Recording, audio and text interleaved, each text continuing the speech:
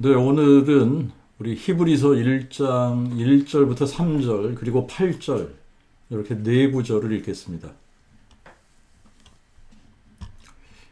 옛적에 선지자들로 여러 시대의 여러 모양으로 조상들에게 말씀하신 하나님이 이 마지막 날에 아들로 우리에게 말씀하셨으니 그가 이 아들을 만유의 상속자로 세우시고 또 저로 말미암아 세계도 지으셨느니라. 이 아들은 하나님의 영광의 광채시요 그 본체의 형상이시라. 그가 또한 하나님의 능력의 말씀으로 만물을 보존하시며 친히 우리의 죄를 정결케 하신 후 존엄하신 지존자의 우편에 앉으셨느니라. 8절 이 아들에 관하여는 하나님이여 주의 보좌가 영원 무궁하며 주의 나라의 홀은 의로운 홀이니이다. 그렇게 네 구절을 읽었습니다. 그 복음은 하나님이 선지자들을 통하여 성경에 미리 약속하신 그의 아들에 관한 것이다 라고 말씀을 하고 있습니다. 이 세상에서 일어난 사건 중에서 그 어떤 사건하고도 비할 데 없이 가장 크고 놀랍고 중요하고 신비스러운 사건이 있다면 그것은 하나님이 동정녀의 몸을 통해 사람이 되신 사건입니다. 그래서 하나님이 그의 선지자들을 통하여 성경에 미리 약속하신 그의 아들에 관한 것, 즉 하나님이 사람 되신 사건이 그 복음이라고 말씀하고 있는 거예요. 그가 육신으로는 다윗의 혈통으로 나시겠고, 누가 육신으로 다윗의 혈통에서 나시겠다는 약속이냐? 하나님이 육신으로 나타나실 때에 그가 하나님이 육신으로는 다윗의 혈통으로 나시겠다라는 약속입니다. 이거는 구약 성경을 찾아보면 답이 금방 나오는 거예요. 구약 성경에는 하나님의 아들에 대한 약속은 있지만 하나님의 아들이 존재하지는 않았습니다. 시편 2편 7절에도 내가 칙령을 전하노라 여호와께서 내게 이르시되 너는 내 아들이라 오늘날 내가 너를 낳았도다. 자, 이 말씀은 하나님의 아들 메시아에 대한 예언의 말씀이에요. 하나님의 아들이 태초부터 존재하신 것이 아니라 어느 한 시점에 여호와 하나님께서 너는 내 아들이라 오늘날 내가 너를 낳았도다 하신 그날부터 하나님의 아들이 존재하실 것이라는 이야기입니다. 근데 그날이 언제냐? 처녀가 잉태해서 아들을 낳을 때 그때를 이야기하는 거예요. 처녀가 잉태해서 아들을 낳게 되면 처녀가 낳은 아들이 하나님의 그 아들인데 하나님의 그 아들은 하나님이 사람 되신 분이라는 거예요. 하나님이 사람 되신 분, 하나님이 사람으로 나타나신 분을 하나님의 그 아들이라고 일컫는 겁니다. 이것을 갈라디아서 4장 4절에는 때가 참에 하나님이 그의 아들을 보내사 여자에게 나게 하시고 율법 아래 나게 하셨다 이렇게 말씀을 하셨어요. 때가 참에 하나님이 그의 아들을 보내셨다. 하나님이 그의 아들을 보내셨다 그러니까 태초부터 그의 아들이 하나님의 아들이 하나님과 함께 계셨다라고 착각을 하는 거예요. 하지만 하나님이 그의 아들을 보내셨다라는 말이 무슨 말인지 우리가 바르게 이해해야지 되는 겁니다. 하나님이 그의 아들을 보내셨다라는 의미는 어떻게 그의 아들을 보내셨다는 거냐? 하나님 자신이 육신으로 나타나실 때에 처녀의 몸을 통해 나타나셨는데 처녀의 몸을 통해 이 땅의 한 아기로 한 아들로 태어나신 분이 하나님의 그 아들이라고 말씀을 하는 겁니다. 하나님의 그 아들은 태초부터 계신 분이 아니라 하나님이 육신으로 나타나실 때에 여자에게서 나게 하실 그때부터 하나님의 그 아들이 존재하기 시작한 거다. 이거를 이사야 9장 6절에서 정확하게 이렇게 기록하고 있습니다. 한 아기가 우리에게 낳았고 한 아들을 우리에게 주신 바 되었는데 그의 어깨에는 정사를 메었고 그의 이름을 기묘자 모사 전능하신 하나님, 영존하시는 아버지, 평강의 왕이라 부를 것이라. 이거는 예언의 말씀이에요. 근데 이 예언의 말씀이 어떻게 성취가 되었냐? 동정녀 마리아가 낳은 아기, 동정녀 마리아가 낳은 한 아들이 예수 그리스도입니다. 예수 그리스도는 사람이에요. 사람이신 예수의 어머니는 동정녀 마리아입니다. 그러면 사람 예수의 아버지는 누구냐? 동정녀 마리아가 누구에 의해서 아기 예수를 잉태했느냐? 성령에 의해서 잉태했기 때문에 성령이 아버지신 거예요. 성령은 성령이라고 불리는 삼위일체 중에 제3위의 하나님이 따로 존재하시는 것이 아니라 성령 자체가 하나님이신 거예요. 하나님의 본질이 성령이신 겁니다. 그러므로 하나님은 영, 곧 성령이신 거예요. 그러므로 아기 예수의 아버지는 하나님이신 겁니다. 그런데 우리의 눈에는 분명히 사람이신 예수 그리스도를 누구라고 불러야지 된다고 성경에서 예언을 해주고 있느냐 하면 이 아기 예수를 기묘자 모사, 전능하신 하나님, 영존하시는 아버지, 평강의 왕이라고 부를 것이다. 이렇게 불러야지 된다라고 예언하고 있는 겁니다. 그러니까 예수 그리스도는 전능하신 하나님이시고 영존하시는 아버지이시고 평강의 왕이시고 기묘자 모사이신 하나님, 여호와 하나님이 사람이 되신 분이지 아들 하나님 혹은 성자 하나님이 절대 아니다 라고 하는 거예요. 자, 우리 히브리서 1장 다시 보면 옛적의 선지자들로 여러 시대 여러 모양으로 조상들에게 말씀하신 하나님이 이 마지막 날에 아들로 우리에게 말씀하셨다. 이 말씀을 우리가 읽었습니다. 옛적의 선지자들로 여러 시대에 여러 모양으로 조상들에게 말씀하신 하나님이 이 마지막 날에 아들로 우리에게 말씀하셨다. 아들로 우리에게 말씀하셨다. 하나님이 우리에게 말씀하셨다. 하나님이 우리에게 말씀하셨다. 하나님이 우리에게 말씀하셨는데 근데 하나님이 우리에게 말씀하셨다라는 이 말씀이요. 이게 보통 말씀이 아닌 거예요. 하나님이 우리에게 말씀하실 때 옛적에는 어떤 식으로 이 말씀을 하셨냐? 선지자들로 말씀을 하신 거예요. 여러 시대 여러 모양으로 조상들에게 선지자들로 말씀을 하셨어요. 그런데 그렇게 선지자들을 보내서 말씀하시던 하나님이 이 마지막 날에 아들로 우리에게 말씀하셨다는 겁니다. 아들로 우리에게 말씀하셨다. 근데 이 아들로 우리에게 말씀하셨다. 이 말씀이 무슨 말씀이냐면 하나님이 친히 사람이 되셔서 우리에게 말씀하셨다 이 얘기예요.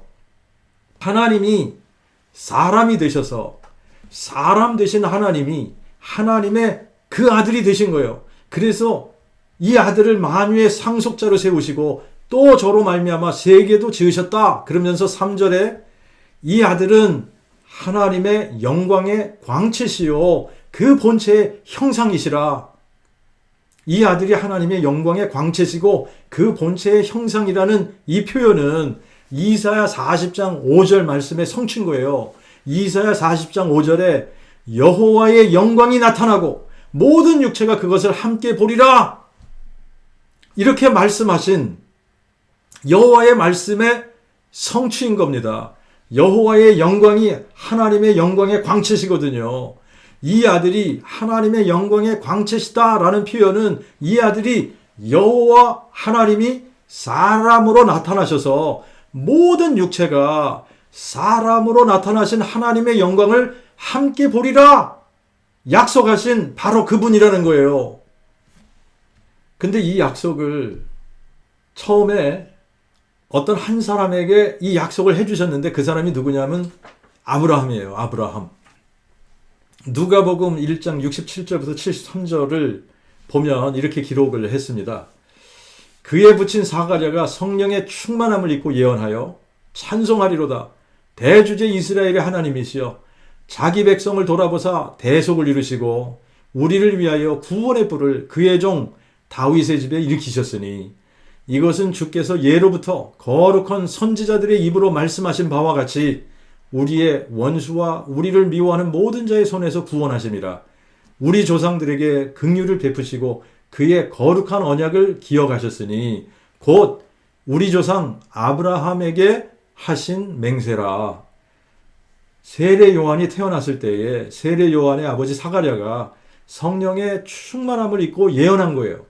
내용을 보면 우리를 위하여 구원의 뿔을 그의 종 다윗의 집에 일으키셨는데 이것은 거룩한 선지자들을 통하여 미리 약속하신 것인데 우리 조상 아브라함에게 하신 맹세다. 구원의 뿔을 그의 종 다윗의 집에 일으키셨다. 그런데 이것이 곧 아브라함에게 하신 맹세라는 거예요. 그가 육신으로 다윗의 혈통으로 나실 것이라는 약속이 아브라함에게 하신 맹세라는 겁니다. 이거를 우리가 사도행전 13장에 가서 보면 바울이 비시디아 안도기에서 그 복음을 선포할 때 이렇게 선포했다고 기록을 하고 있어요. 근데 우리가 21절부터 띄엄띄엄 제가 보겠습니다. 그 후에 저희가 왕을 구하거늘 하나님이 베냐민 지파 사람 기스의 아들 사울을 40년간 주셨다가 그를 패하시고 다윗을 그들의 왕으로 세우시고 그에게 또한 증거하여 내가 이새의 아들 다윗을 만나니 그는 내 뜻을 쫓는 자라. 그가 내 모든 뜻을 이루리라 하시더니 하나님이 약속하신 대로 이 사람의 씨에서 이스라엘을 위하여 구주를 세우셨으니 곧 예수시라. 하나님이 저를 죽은 자 가운데서 살리신지라. 이 예수가 갈릴리로부터 예루살렘에 올라간 사람들에게 여러 날 보이셨으니 저희가 백성 앞에 그의 증인들이라.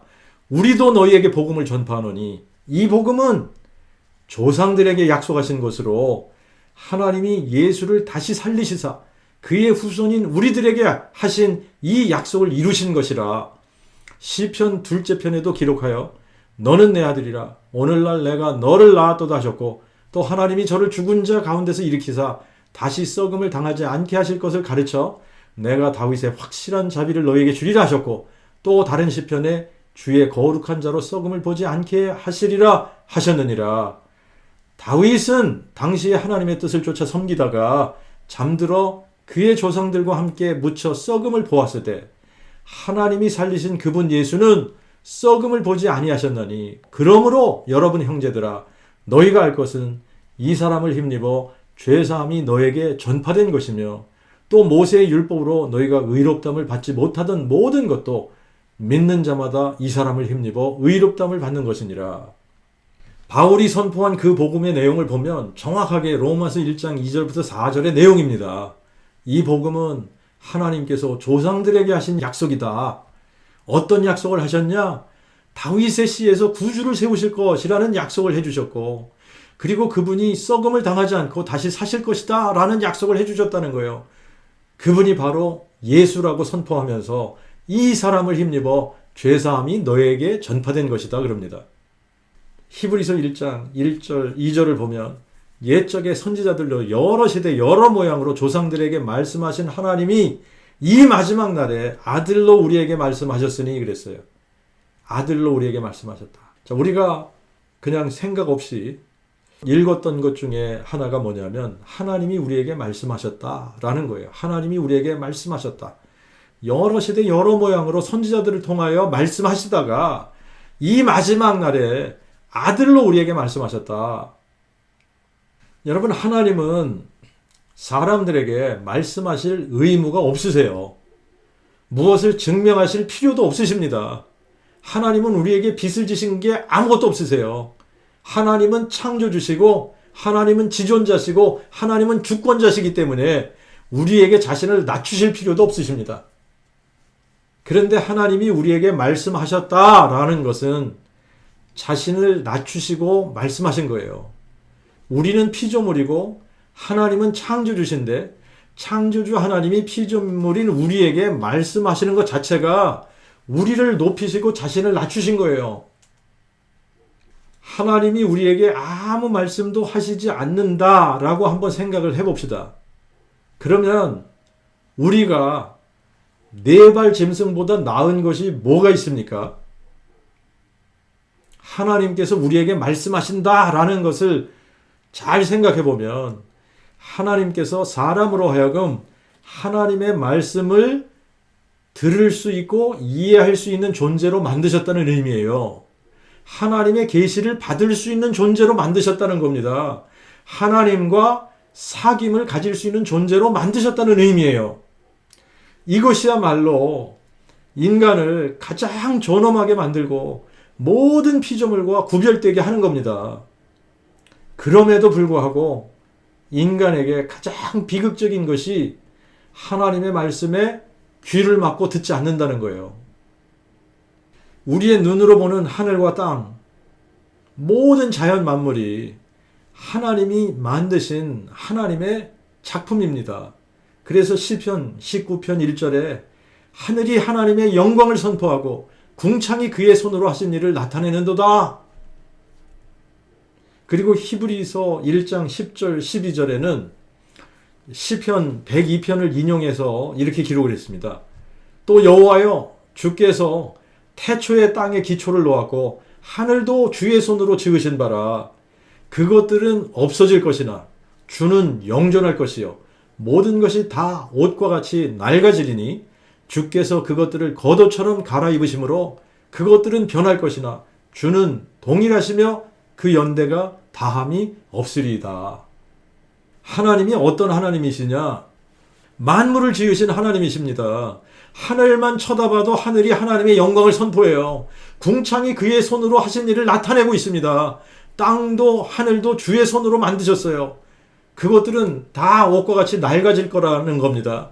그래서 그것들을 겉옷처럼 갈아입히신다는 거예요. 만물을 새롭게 하실 것이라는 거예요. 그런 하나님이세요. 위대하시고 광대하시고 크고 높으신 하나님, 만물을 지으신 하나님이 말씀하시는데 하나님의 말씀에 귀를 막고 듣지 않는 사람들 심판을 받는 것이 너무나도 당연한 거예요. 하지만 하나님의 말씀에 귀를 기울이고 듣는 사람들은 복이 있는 사람들인 겁니다. 하나님께서 말씀하실 때는 들으라고 말씀하시는 거예요. 옛적의 선지자들을 통하여 여러 시대 여러 모양으로 말씀하셨는데 이 마지막 날에는 아들로 우리에게 말씀하셨다. 아들로 우리에게 말씀하셨다. 이게 무슨 말씀이에요? 하나님이 선지자들을 여러 시대 보내서 여러 모양으로 말씀하셨어도 사람들이 듣지 않았던 겁니다. 그래서 이 마지막 날에 아들로 우리에게 말씀하셨다는 거예요. 아들로 말씀하셨다. 이것은 하나님이 직접 사람이 되어 우리에게 말씀하셨다라는 이야기예요. 자, 이 말씀은요, 공관복음서에 나오는 비유와 같은 말씀인데 어떤 사람이 포도원을 만들어서 농부들에게 세를 주고 타국으로 갔어요. 그래서 오래 있다가 그들에게 포도원 소출을 받으려고 종들을 보냈습니다.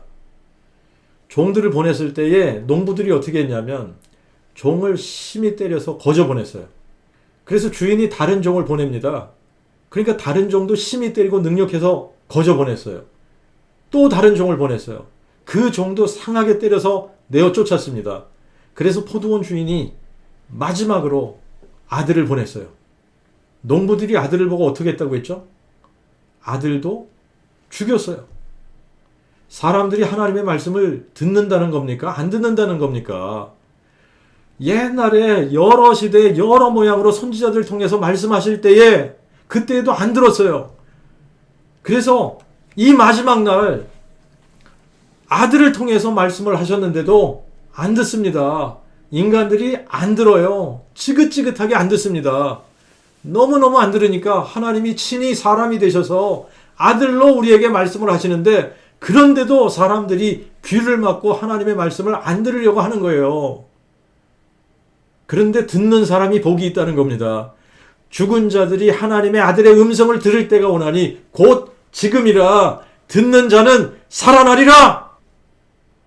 듣는 자들이 복이 있는 거예요. 하나님의 말씀을 듣는 자들이 복이 있는 거예요. 아들로 말씀하실 때에 아들로 말씀하시는 하나님의 말씀을 듣는 자들이 살아나는 겁니다. 요한복음 1장 18절에 본래 하나님을 본 사람이 없으되 아버지 품속에 있는 독생하신 그 아들이 하나님을 나타내셨느니라.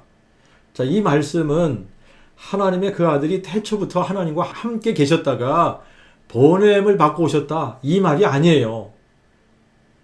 하나님을 본 사람이 없기 때문에 하나님을 우리에게 보이시기 위해 하나님의 생각 속에 사람 되실 것을 만세 전에 생각하시고 계획하셨다.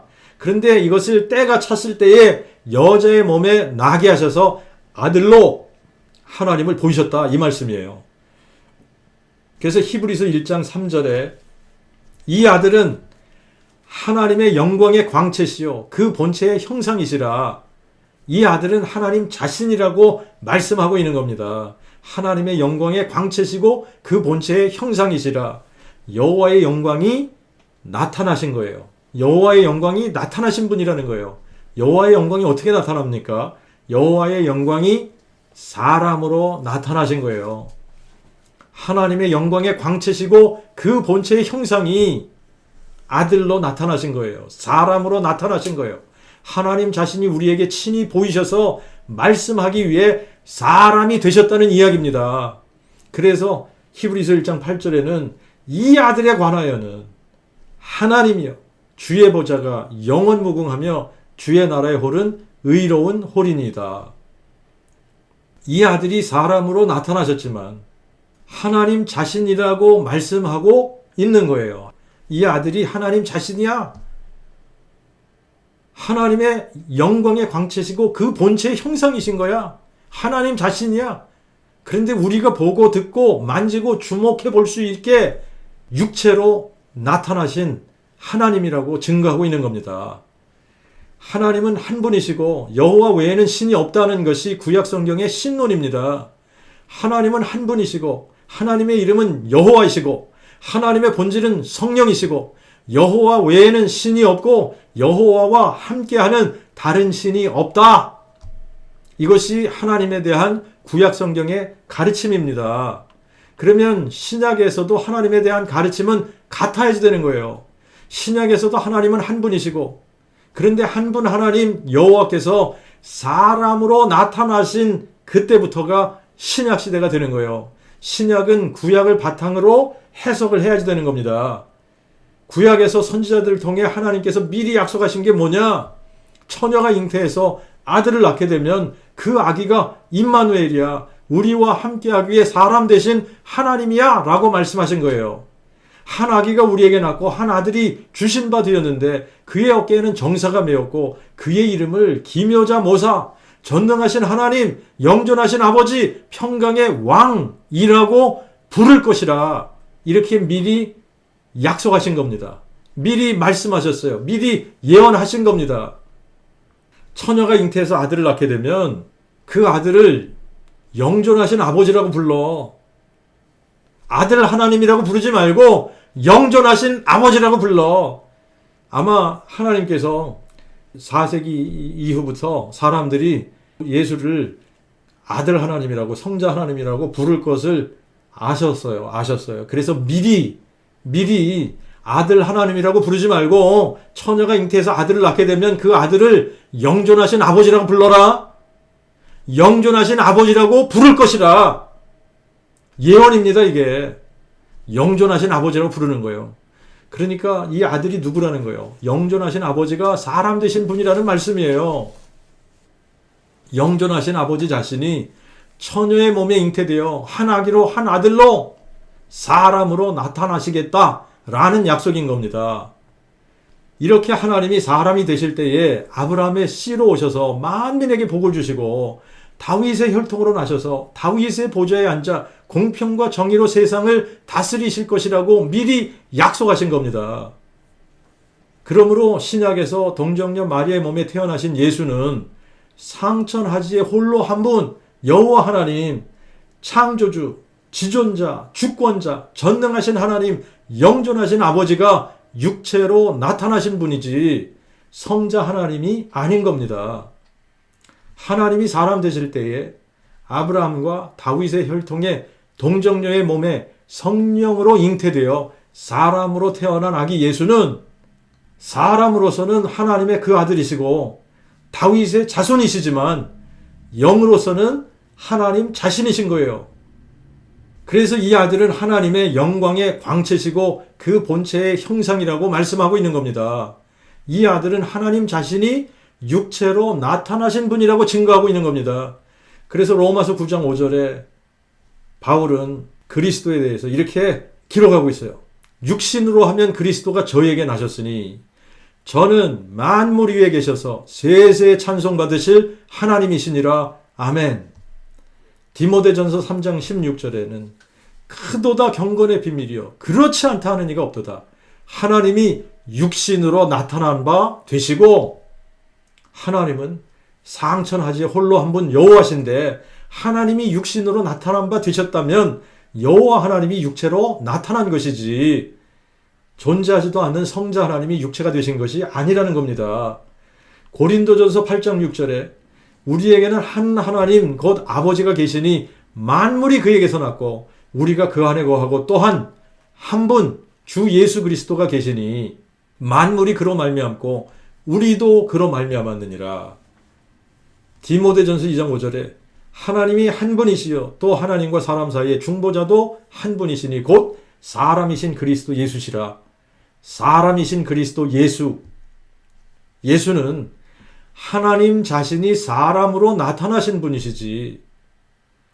그렇기 때문에 하나님과 하나님이 사람 되신 예수 그리스도는 동일하신 분인 거예요. 다른 인격이나 다른 위를 가지신 분이 아니라 동일하신 분이에요. 하나님이 사람 되실 때에 하늘에서 어떤 사람이 툭 떨어져서 사람으로 오신 것이 아니지 않습니까?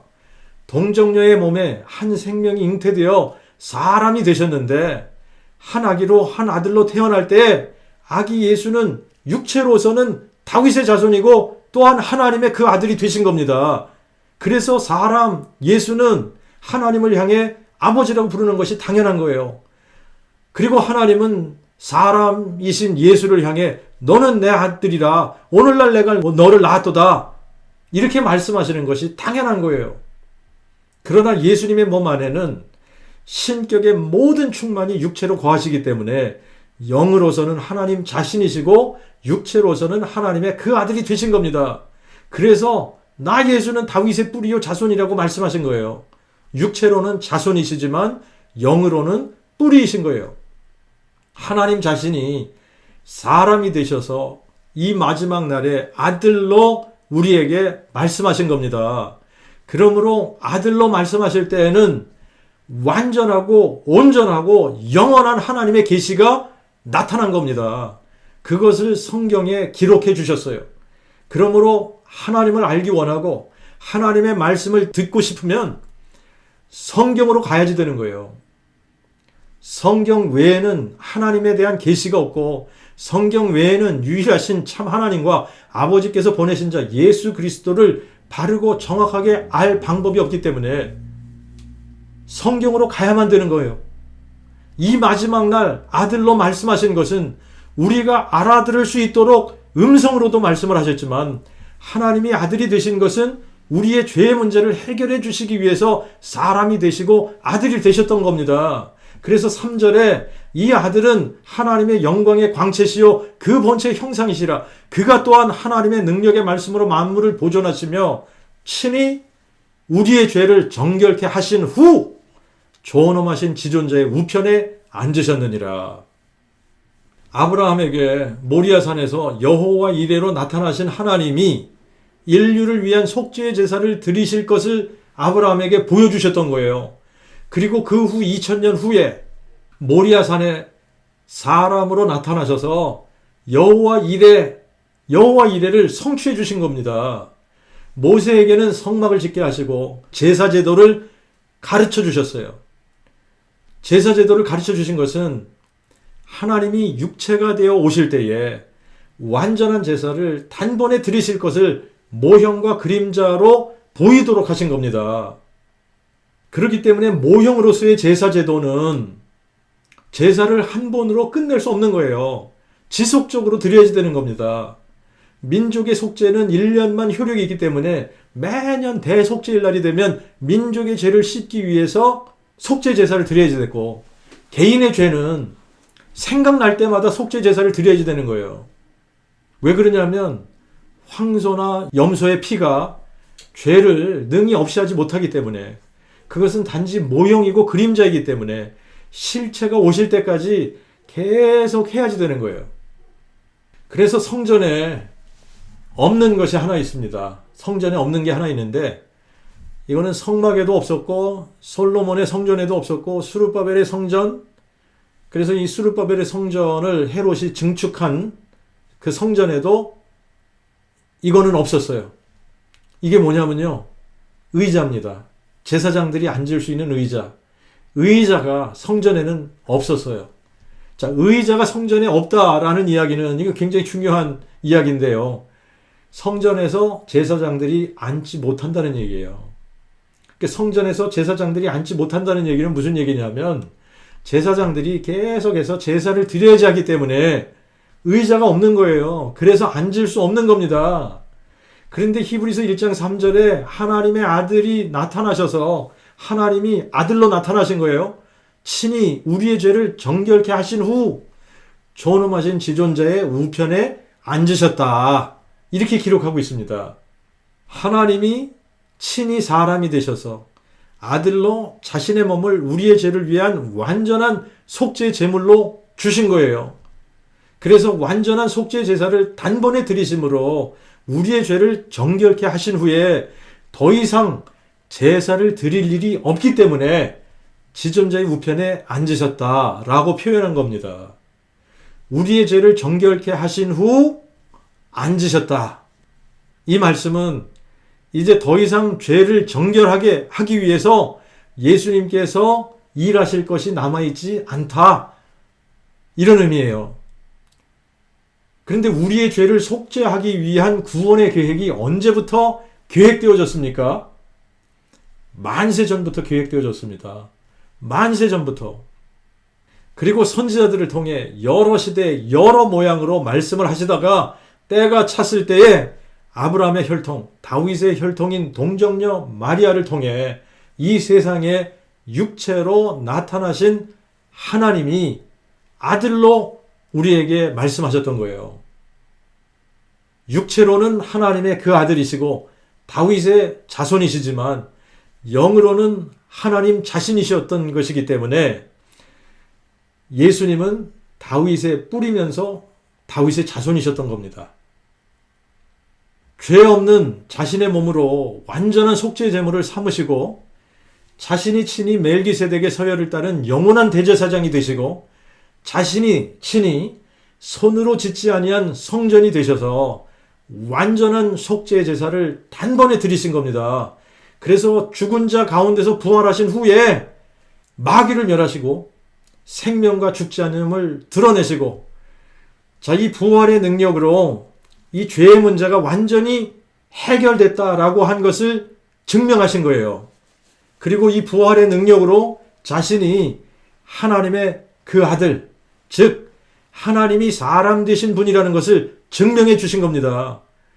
그리고 이것을 마음에 믿는 자들에게는 죄사함과 하나님의 자녀가 되는 권세를 주셔서 이 땅에서 예수 그리스도의 두 번째 몸인 교회로서 예수의 부활을 증거해서 예수께서 다윗의 뿌리요 자손이심을 증거하는 사람들이 되게 하시는 거예요.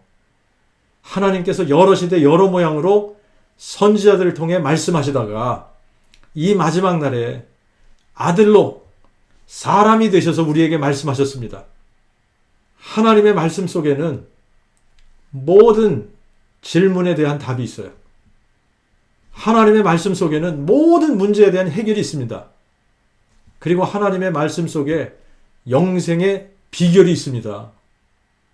그런데 이 모든 비결을 한 사건으로 풀어지도록 하셨어요.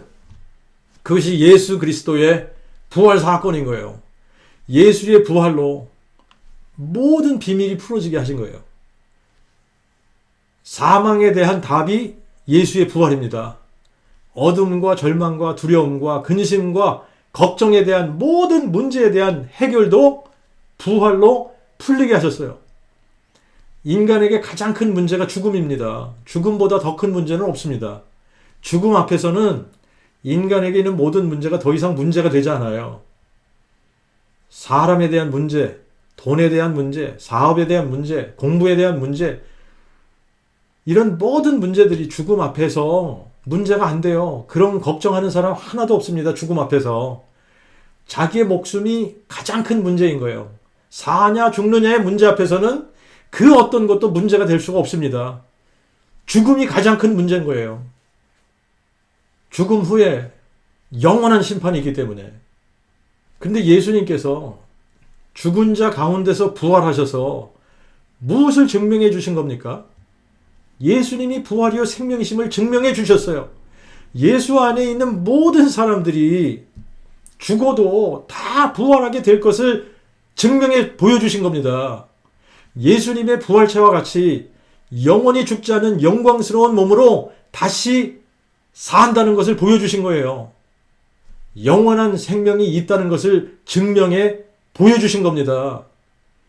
부활로 예수께서 하나님이 사람 되신 분이심을 알게 하신 거예요. 부활로 예수께서 동정녀 탄생하신 분이심을 알게 하셨고, 부활로 예수께서 다윗의 뿌리가 다윗의 자손 되신 분이심을 알게 하신 거고, 부활로 예수님이 창조주 하나님이 피조물 되신 분이심을 알게 하신 거고, 부활로 성경이 진리임을 확증해 주신 거고, 부활로 어둠이 물러가고, 부활로 사망이 영원히 패하고, 생명과 죽지 아니함이 드러난 거예요. 부활로 천국과 지옥이 있음도 증명이 된 거고, 부활로 죽음 후에는 심판이 있다는 것도 증명이 된 겁니다. 부활로 전능자가 계시다는 것이 증명이 되었고, 부활로 전능자가 예수 그리스도이심이 확증이 된 거예요. 부활로 예수 외에는 생명이 없고, 예수 외에는 구원이 없고, 예수 외에는 다른 이가 없다는 것도 확증이 되었습니다. 이렇게 이 마지막 날에 하나님께서 사람이 되셔서 아들로 우리에게 말씀하신 거예요. 지금도 아들로 우리에게 말씀하고 계십니다. 하나님이 친히 사람이 되셔서 우리가 보고 듣고 만지고 느낄 수 있게 오셨어요. 그리고 말씀하셨습니다. 그리고 약속하신 모든 것을 이루어 주셨습니다. 그리고 이렇게 말씀하셨어요. 진실로 진실로 내가 너희에게 이르노니 죽은 자들이 하나님의 그 아들의 음성을 들을 때가 오나니 곧 지금이라. 듣는 자는 살아나리라. 지금도 하나님께서 아들로 말씀하고 계시는데 듣는 자는 살아나는 거예요. 구약의 이스라엘 백성들이 하나님의 말씀을 듣지 않아서 망했습니다. 그때는 선지자들을 통해 여러 시대 여러 모양으로 말씀하셨지만 지금은 하나님이 친히 사람 되셔서 아들로 우리에게 말씀하셨어요. 온 세상 모든 사람에게 말씀하고 계십니다. 아들로 말씀하시는 하나님의 말씀을 듣는 사람들이 복이 있는 사람들인 거예요. 인간의 비극은 하나님이 사람들에게 말씀하시는데, 하나님께서 사람들에게 말씀하실 때는 하나님의 말씀을 들을 수 있는 능력을 주셨어요. 분명히 하나님의 말씀을 들을 수 있는 능력을 주셨음에도 불구하고 하나님의 말씀에 귀를 막고 듣지 않는 것 그 자체가 인간에게 가장 큰 비극인 거예요. 세상에서 가장 높은 분이 말씀하고 있다고 한번 생각해 보십시오. 귀를 막고 듣지 않겠습니까? 아니면 그분이 무슨 말씀을 하시는지 잘 듣기 위해 귀를 기울이겠습니까? 하나님이 우리에게 말씀하십니다. 우리의 창조주시고 지존자시고 절대 주권자이신 영존하신 아버지께서 사람이 되셔서 아들로 우리에게 말씀하고 계시는 거예요. 지존자의 말씀을 듣지 않는 것처럼 무례한 행동은 없는 겁니다. 이 마지막 날 아들로 말씀하시는 하나님의 말씀에 귀를 기울이는 사람들이 복이 있는 거예요. 하나님이 친히 사람 되셔서 아들로 우리에게 말씀하셨습니다. 내가 그니라. 내가 그인 줄 믿지 아니하면 너희가 너희 죄 가운데서 죽으리라. 나와 아버지는 하나이니라. 나는 길이요 진리요 생명이니 나로 말미암지 않고는 아무도 아버지께로 올 자가 없느니라. 너희가 나를 알았다면 내 아버지도 또한 알았으리라. 그리고 이제부터는 너희가 그를 알았고 또한 그를 보았느니라. 나를 본 자는 아버지를 보았느니라. 이 영생은 유일하신 참 하나님과 아버지께서 보내신 자 예수 그리스도를 아는 것이니이다. 예수 그리스도는 여호와 하나님이 친히 사람 되시면서 하나님의 그 아들이 되셔서 이 마지막 날에 아들로 우리에게 말씀하신 분이십니다. 아멘.